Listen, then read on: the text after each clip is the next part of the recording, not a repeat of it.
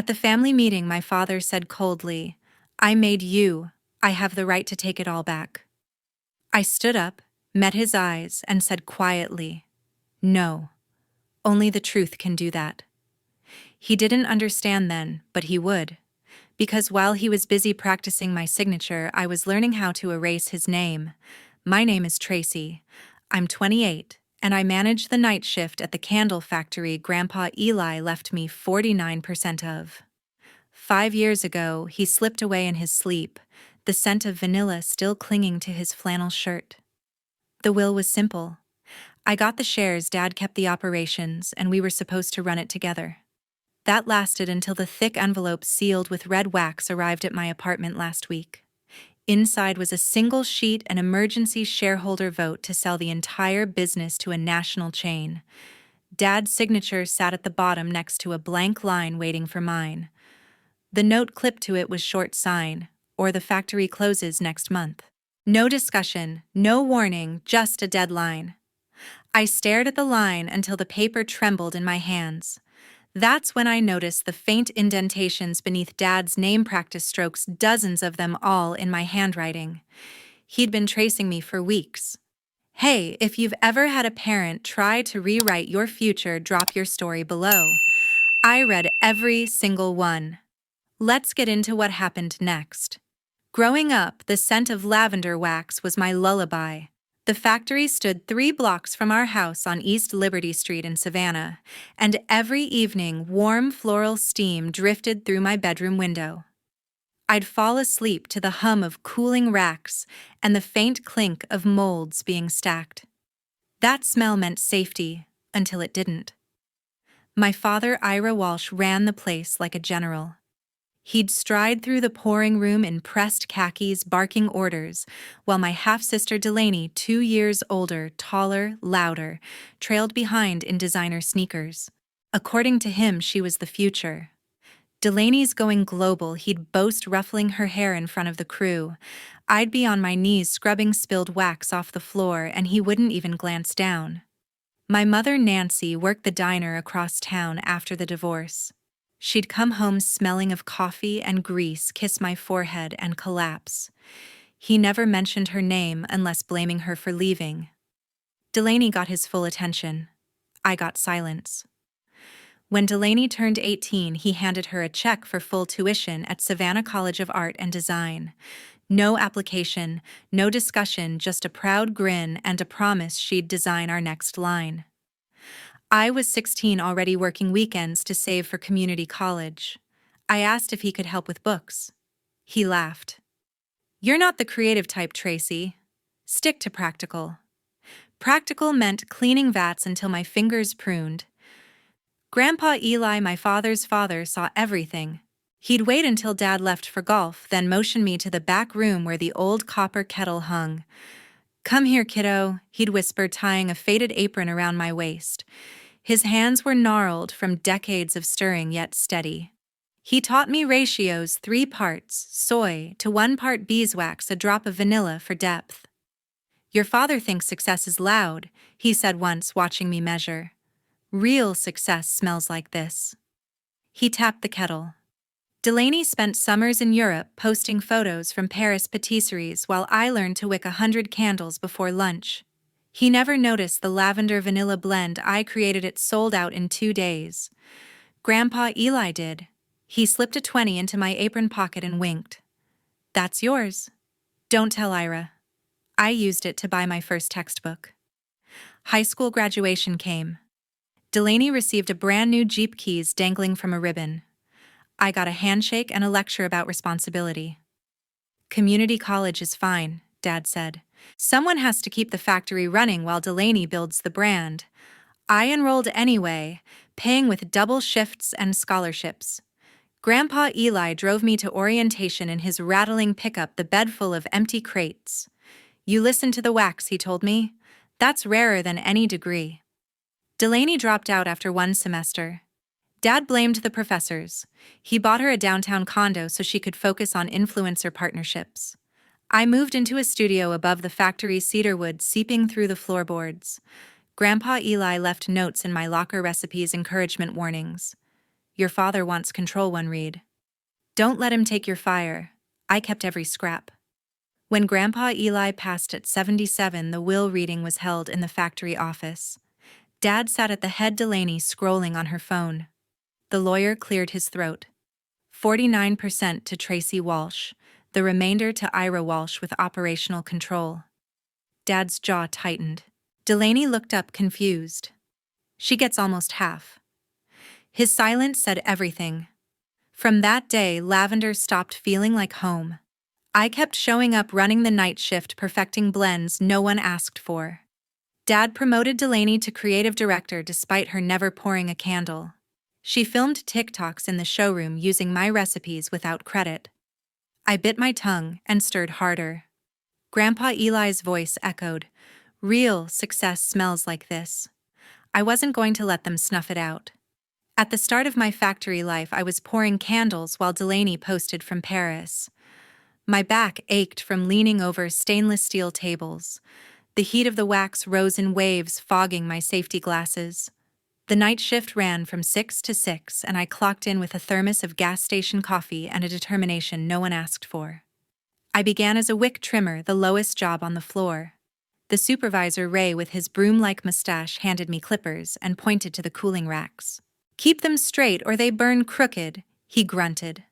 I nodded, trimmed until my wrists cramped, and memorized every mold number by heart.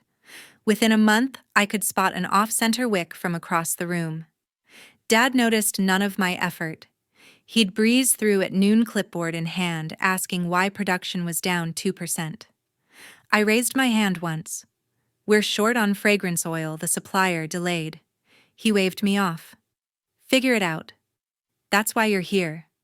Delaney, meanwhile, had a corner office with fairy lights and a ring light for her videos. She filmed unboxings of luxury gift sets I'd packed myself. I asked for a raise after 6 months on the line. Dad called me into the office, the air thick with citrus from Delaney's diffuser. "You're making $12 an hour," he said, not looking up from his laptop. "That's fair for family." I pushed. Everyone else received 14 after probation. He closed the screen. "Family doesn't need money. We need loyalty." The conversation ended there. I moved up to pourer anyway. The role meant handling molten wax at 180 degrees, timing each fill to the second. One mistake, and an entire batch cracked. I practiced on scrap molds after hours, timing myself with the wall clock.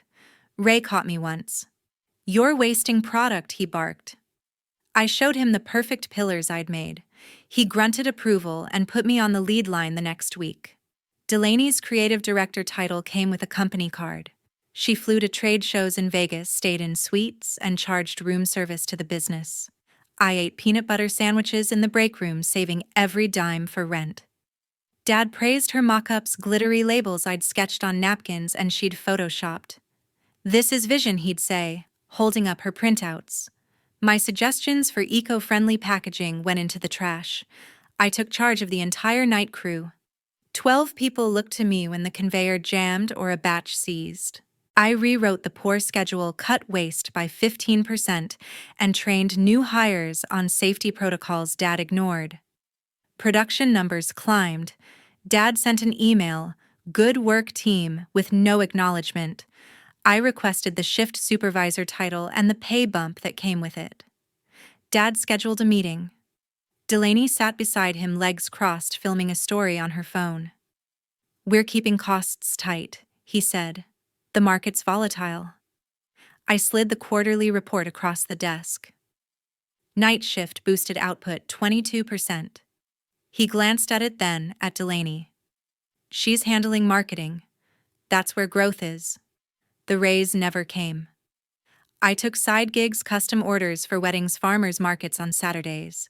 The extra cash paid for online courses in supply chain management. Dad found out when a client mentioned my name. "Moonlighting?" he asked, voice sharp.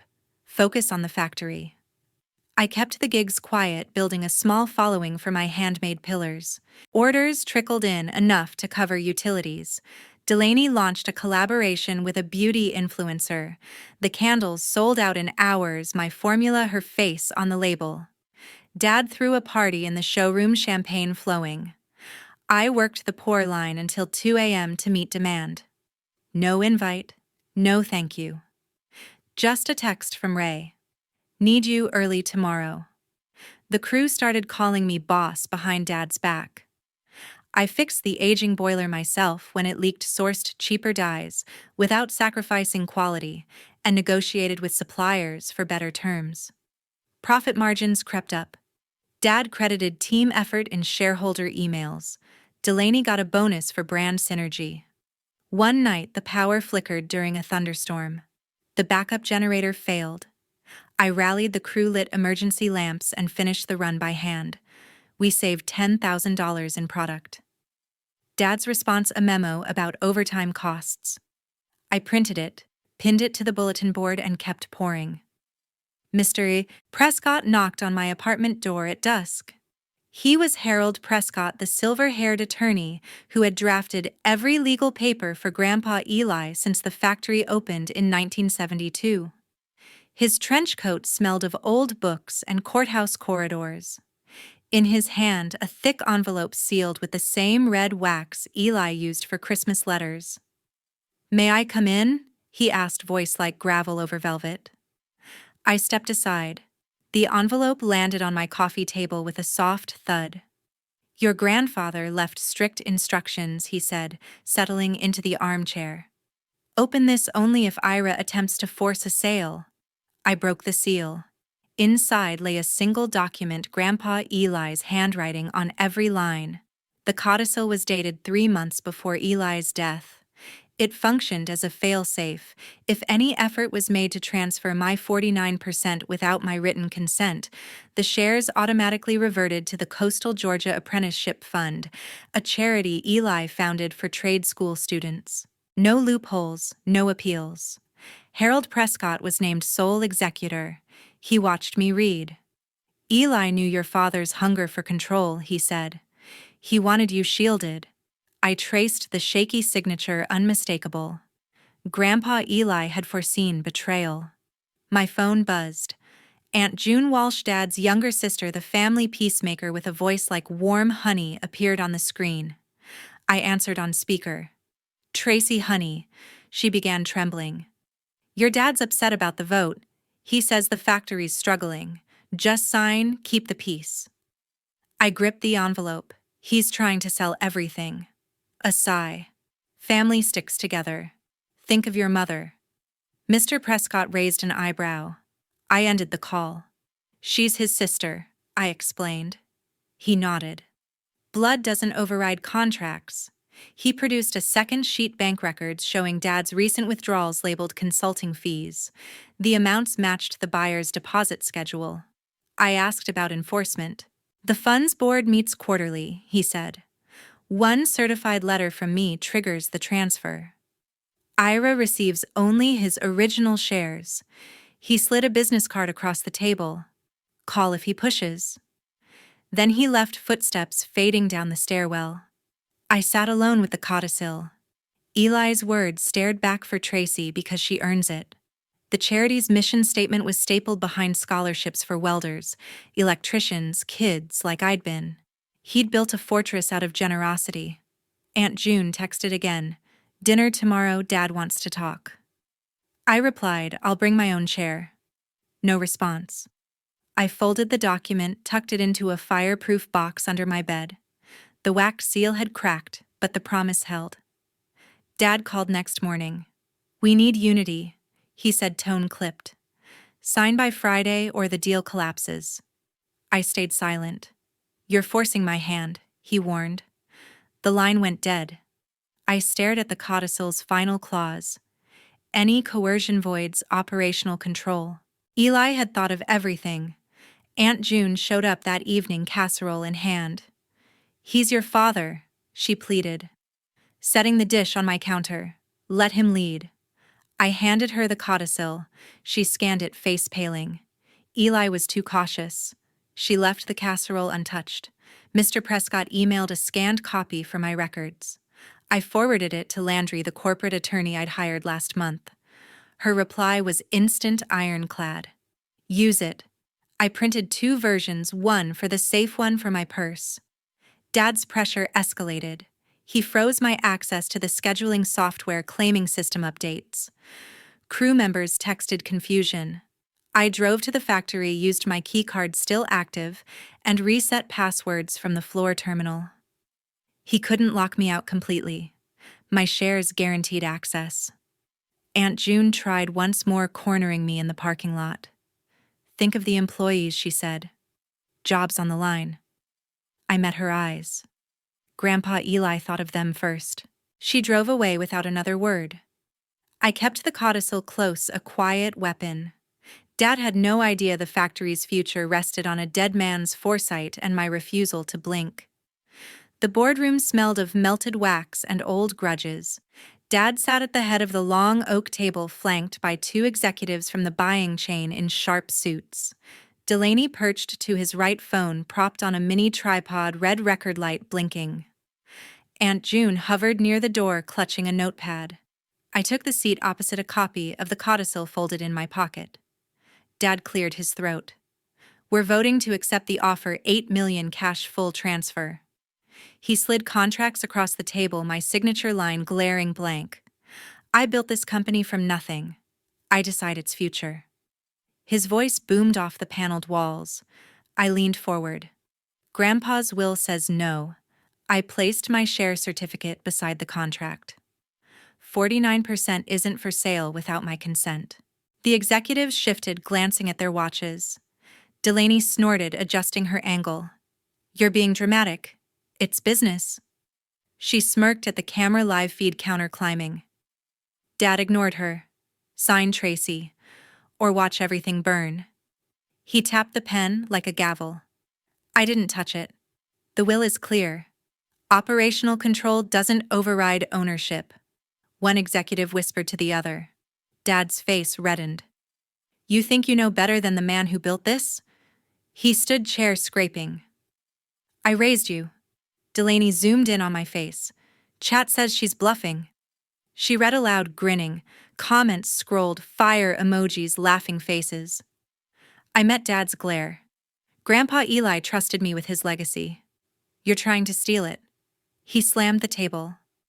"I made this company. I decide." The executives flinched. Aunt June stepped forward.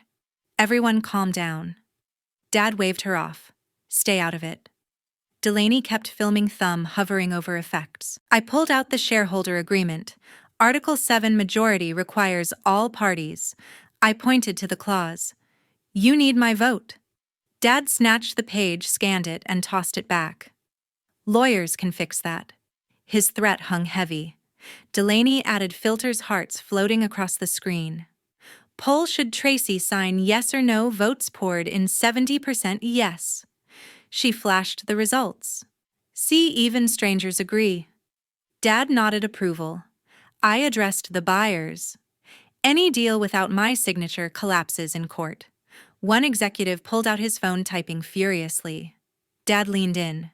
"You'll regret this." His whisper carried venom. Aunt June tried again. "Think of the workers." I turned to her. "I am. Selling means layoffs." Dad cut in. "New owners promise jobs stay." I shook my head. "Verbal promises don't bind." Delaney panned to Dad. "Tell them how you started with one kettle." He launched into his origin story, late nights, bootstrapping, sacrifice. The buyers nodded politely. I waited. When he finished, I spoke. "Sacrifice doesn't erase ownership." The room tensed. Dad's pen rolled off the table. Delaney caught it on camera, giggling. Clumsy much, chat exploded. I stood. "Votes invalid without me." Dad blocked the door. "Sit down." I held up my phone, recording too. Obstruction noted. He stepped aside, jaw clenched. The executives gathered briefcases. "We'll revisit terms," one muttered. They filed out. Delaney ended the stream. Over 10,000 views. She high-fived Dad. He didn't celebrate. "This isn't over," he warned me. Aunt June followed the buyers, apologizing under her breath. I left the contract unsigned. Dad's words echoed, "I decide." But the will said otherwise, and the camera had caught every second. Delaney hit Go Live on Instagram, smirking at her phone. "Behind-the-scenes family drama," she chirped. The view counter raced past 5,000. I froze in the boardroom doorway, contract still unsigned. Dad paced behind her, loosening his tie.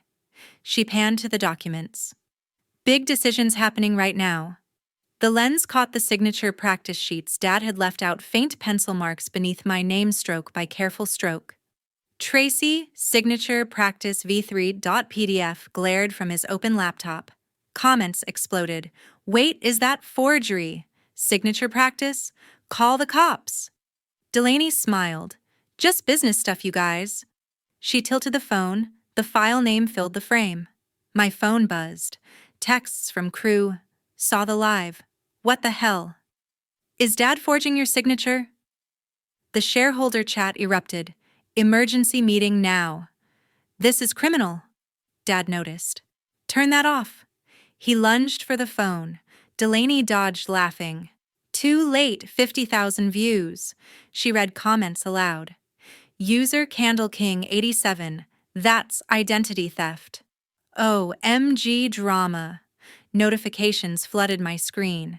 Major shareholder Tom Reynolds, boardroom, 10 minutes. Supplier accounts frozen pending investigation.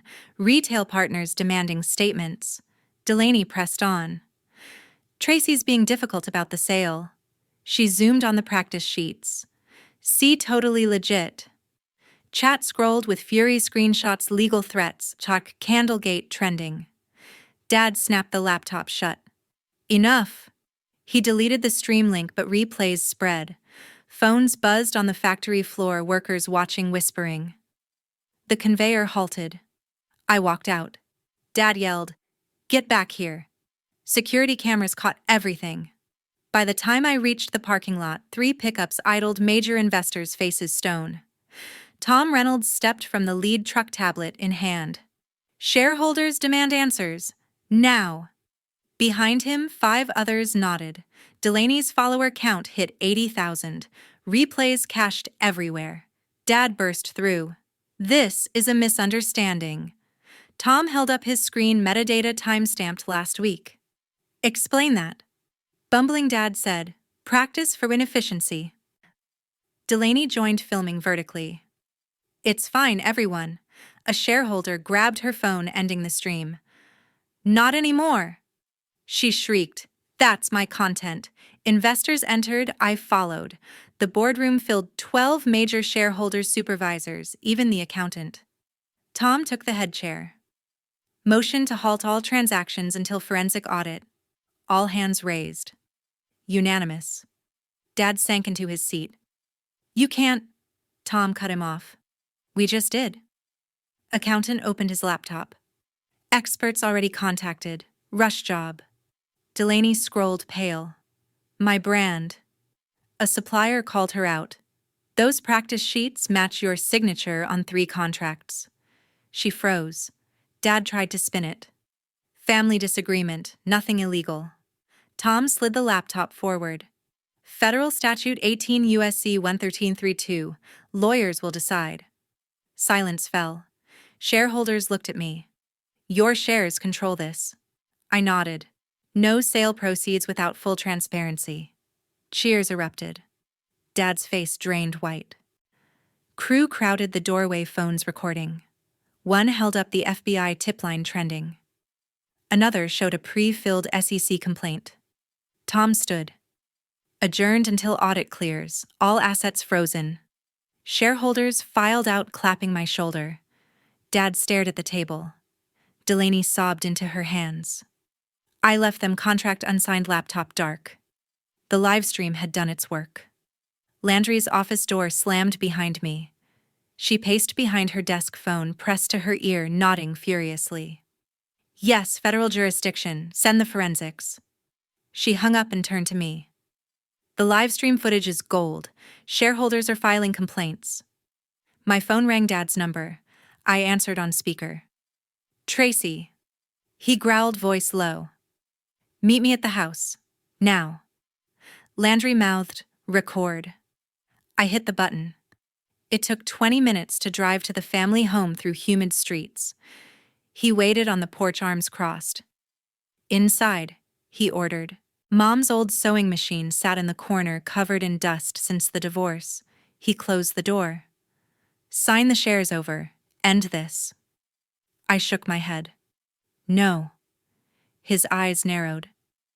"Your mother's in debt. Medical bills from last year. I can make them disappear or call collectors." Mom Nancy lived across town, working double shifts at the diner. I gripped the phone. "That's blackmail." He stepped closer. "Call it family help. Sign or she loses the house." Landry texted, "Stall. FBI en route." I kept him talking. "Why her?" He laughed bitterly. "She left me. Now you will too if you don't comply." The threat escalated. "Hand over the 49% or no more family. You're dead to me." His finger jabbed the air. "No calls, no holidays, nothing." I met his gaze. "You've already made that choice." He pulled out a revised contract, my shares transferred to him for $1. "Sign." I tore it in half. "Never." He grabbed my arm. "Think of your future." I yanked free. "My future's mine." Sirens wailed in the distance. He paused in shock. "What did you do?" I held up the phone. "Everything's recorded." Landry's voice echoed in my mind, reminding me the evidence chain was unbreakable. He lunged for the device. I dodged, backing toward the door. "FBI has the files. Misused signatures, coerced transfers, federal case." His face twisted. "Ungrateful." "Mom called then, voicemail from earlier. Stay strong, honey." I played it loud. He recoiled slightly. "She's why I fight," I said. He sneered. "She failed us all." Knocking pounded FBI agents at the door. "Mr. Walsh, open up." He paled. I stepped aside. Agents entered, badges flashing. "Ira Walsh, we need to talk about document irregularities." Landry arrived minutes later, briefcase in hand. "Tracy, you did right." She handed agents the codicil copy. "This voids any coercion." Dad sat silent as they read him his rights. Mom showed up, eyes wide. "What happened?" I hugged her. "He's done." Agents led him out as neighbors watched while Delaney trailed behind, phone in hand, filming futilely. I forwarded the recording to Landry. "Add to the file." She nodded. "FBI's building conspiracy charges." Mom squeezed my hand. "Proud of you." Dad's last glare from the car said it all. No regret, just rage. The shares stayed mine. The emergency meeting took place under the flickering glow of 100 candles. The factory floor had been cleared, tables pushed together, and every worker and shareholder was present. FBI agents stood at the doors, vests marked in bold yellow letters. Dad sat in the center, wrists cuffed behind him, face pale. Landry opened the folder. Forensic analysis confirms 52 cases of misused signatures across 12 contracts. Gasps spread through the room. Agents displayed evidence bags, laptops, hard drives, the infamous practice sheets sealed in plastic. Shareholder Tom Reynolds took the mic. "Motion to remove Ira Walsh as chairman and CEO effective immediately."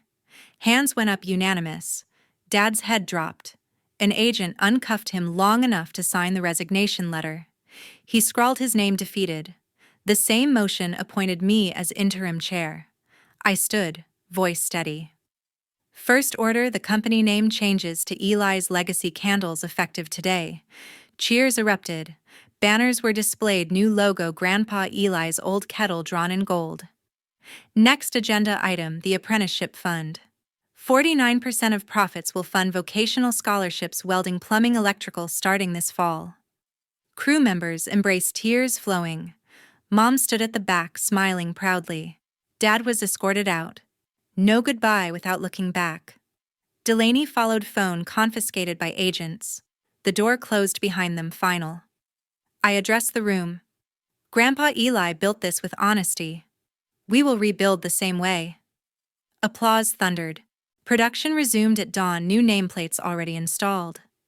Weeks later, the first scholarship recipients toured the Floor High School seniors' tools in hand. I showed them the copper kettle. This started it all, I said. One student traced the dents. Can I learn here? I nodded. That's the plan. The factory thrived. Eco lines sold out nationwide, profits doubled. Dad's old office became the training center, his name removed from the door. Mom moved into a paid-off cottage nearby, debts cleared by settlement funds. I cut all ties. No calls, no visits, no holidays. The family I chose stood beside me, workers, scholars, Landry. Blood doesn't define loyalty. Actions do. Here's what I learned. Power isn't inherited, it's earned in every pore, every stand, every refusal to bend. If someone tries to steal your name, fight with the truth. Grandpa Eli proved it works. So did I. If you're facing the same, hold the line. Your legacy is yours to protect.